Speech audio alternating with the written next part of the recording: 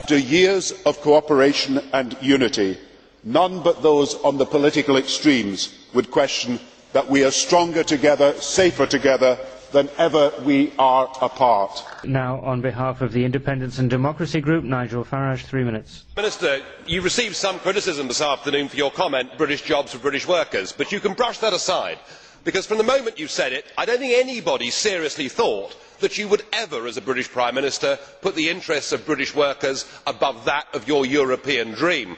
And my goodness me, you showed that this afternoon. It is just a pity that apart from UKIP, virtually nobody seems to have bothered to turn up to listen to you. No, you are very popular here. You are very popular indeed, because within a few days of the Irish saying no to the Lisbon Treaty, you had rammed that treaty through the British Parliament, and you had done it breaking a specific... You see, I said you were popular. You did it breaking a specific manifesto pledge that you would give the British people a referendum on the constitutional treaty. Shame on you, Prime Minister, for doing that. You have devalued democracy in our country. You have devalued the trust that voters have got in you as a British Prime Minister. But of course we know the reason why. The reason why is that we would have voted no. You said in your speech that none but those on the extremes oppose European Union. Well, that may be right amongst professional career politicians, but a clear majority of the British people want us to have friendship and free trade with the European Union, but do not want to be members of this political union.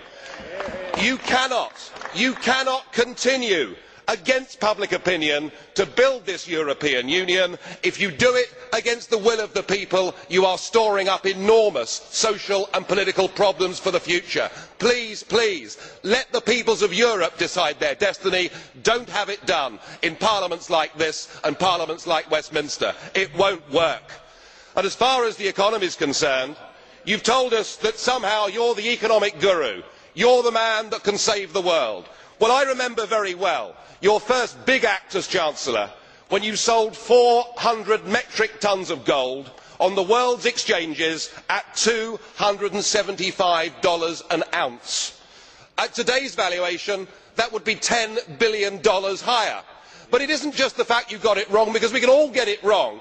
It was the fact that you announced in advance how much you were going to sell and on what day you were going to sell it. It was an error so basic that the average A-level economics student, even in these educationally devalued times, wouldn't have done.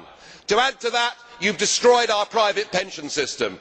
You took away from the Bank of England its ability to regulate the banks and gave it to the tick box bureaucrats at the FSA in Canary Wharf. And we have not heard an apology. Your government has apologised for the Amritsar massacre. You have apologised for slavery. You have apologised for virtually everything. Will you please apologise for what you did as British Chancellor, and then perhaps we might just listen to you. Thank you. To find out more about who we are and what we stand for, go to the UK Independence Party website at www.ukip.org.